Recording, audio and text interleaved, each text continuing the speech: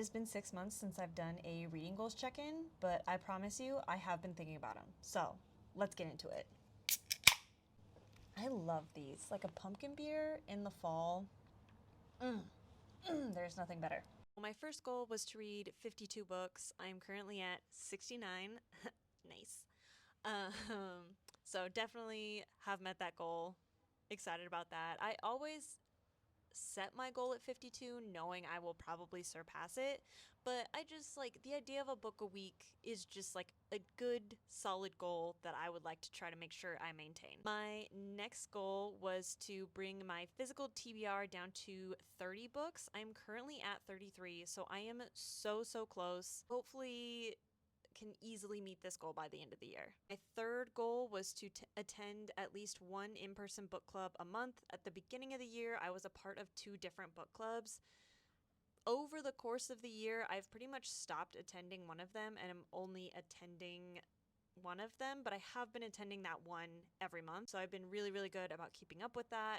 Although the book club I have been going to doesn't meet in November and December, so I probably won't be meeting that goal at the end of the year. But I feel like the purpose of that goal was to like engage in my community, meet new people here in Portland, and I have done that and I have it's just been a really good time. So I feel like in spirit the goal is met even if I don't necessarily actually meet it in November and December.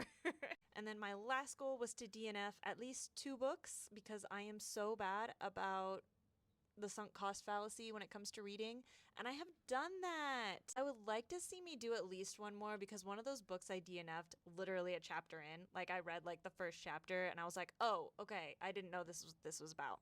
But the other one I DNF'd at 50%, which I am really impressed with myself for. So, technically I have met this goal, but I would like it to meet it in spirit, would like to DNF another book at that like 50% mark. Not that I'm like seeking out books to DNF, but just like I want to give myself permission to stop reading a book I am not enjoying.